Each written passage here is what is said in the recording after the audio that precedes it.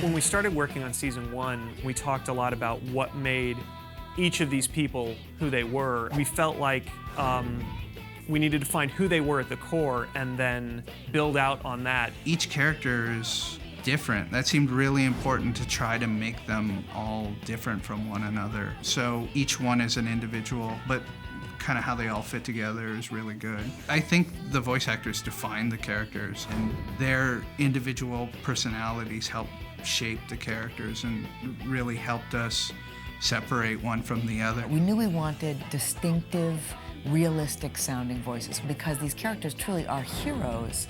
You wanted to get some sort of heroic quality as well. Titans, go!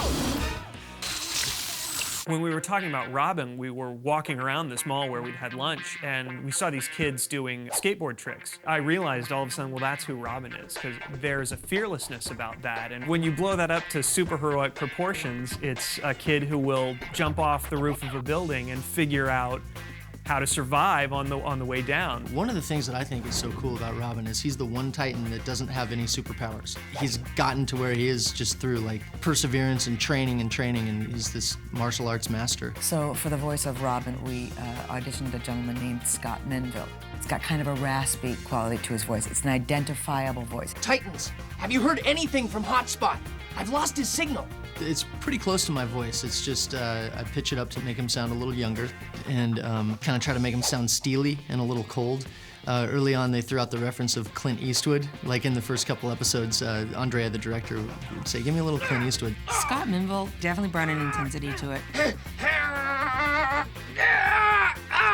And that kind of matched what we needed for the heroic part 2 and the leader in charge. And you can give somebody Titans Go, but it could also sound really hokey if you don't give it to the right person. And, you know, he's made it a very cool, you know, signature phrase. Titans, go! Azarath Metrion Zinthos. Raven's a little bit more worldly, and she's kind of experienced more, and she's kind of more withdrawn than the other characters.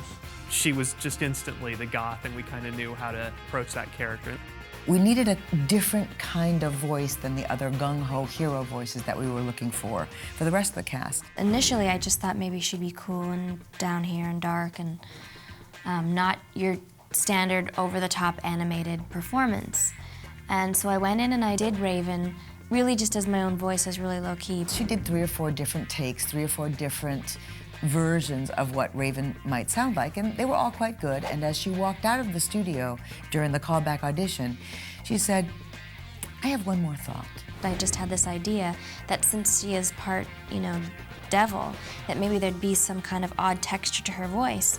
And I thought it'd kind of be cool if she had like a little bit of Zelda from Poltergeist in her. And I just started reading her with this, you know, unusual rasp that sort of rotates, as opposed to a boy rasp where, you know, if I'm doing a little boy, he's got a rasp here. She's got like a rolling rasp that's kind of strange and eerie, and that's what booked the part. The mirror you found is for meditation. It's a portal into my mind, not a toy! My bad. Beast Boy's kind of the class clown and the shape changer. He can be any animal he wants, but he's really insecure. Imagine being a little green 14-year-old kid in this world and how people would look at you. And so that right there, I connected with that because I've always been kind of like the outsider of everybody. So me and Beast Boy have that in common. For the voice of Beast Boy, Greg Cipes, he had a quality to his voice that I just loved. It was so innocent and so sort of free. Can you beat any fish in the sea? I don't think so. When I came into the audition, they had a picture of Beast Boy on the stand, and all of a sudden, I was like, oh, so, Raven, so you want to play some basketball or whatever? It just came out. I never did that voice ever before in my whole life. I think that the way that I would have written Beast Boy, had we not cast Greg, would have been a little bit more crass and a little bit more of a jokester. So hearing his voice coming through Beast Boy really led me to write the character a very different way. Come on, you guys. Can't anybody take a joke? He'll never stop just being himself. No matter how mean people are to him or they don't get his jokes, he'll come up with more jokes. People don't really get Beast Boy all the time, and people really don't get me. A lot of the times, too. Cyborg is a kid who got hurt when he was in high school. He used to be an athlete, and so now he's this half robot, half teenage guy. And the robot part of him, you know, has made him stronger, you know, faster, you know, and given him these powers that he never would have had before. If you were 15, 16, and all of a sudden you could do all of these things, yeah, there would be some regret, but there would also be a lot of, wow, this is amazing. He's either really happy or he's really down. There's very few points where Cyborg's just kind of like, how you doing? I'm all right, I'm okay. I could take it, I could leave it. He's either, let's do it, or he's like, what are we gonna do, you know? So he's just really exuberant. When he would say, booyah, it was totally believable. You knew that he was behind it, he was enthusiastic, it didn't sound silly. Give me a booyah out there. I'm gonna say booyah. Booyah! Give me a booyah. I love it. We must mend your dispute by the sharing of unhealthy junk foods. I shall fetch them. Starfire is not familiar with things on Earth. So we were saying, well, she has to be innocent, but everything's new to her. So we started talking about her as the fact that she was a foreigner, that she was a foreign exchange student. And it started to make sense that, okay, she's from another place. Maybe she would hang a toilet seat on her wall and think that was, you know, that was art. We knew we wanted some quality about her that was unique. So we needed something that was slightly different than what the other Titans sounded like, because she's just learning about the planet. She sometimes messes up the terminology. She'll say, you know, he has not yet done the booyah.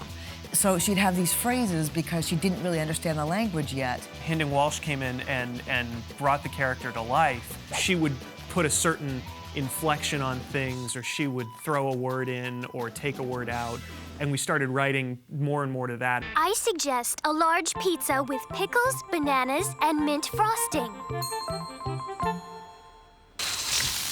When all the Titans came together and we recorded the first episode, that's when we knew that it was really gonna work, because it was so much fun and all the different voices and all the different characters really worked together. The writers can't help but watch the interplay that takes place between the actors, between the characters, and then they feed upon that as they go on and write scripts from there. The actors have taken an active role in helping us determine who these people should be. So at every level, people have really had a lot of great input. I think that allowed them to become much more complete as characters.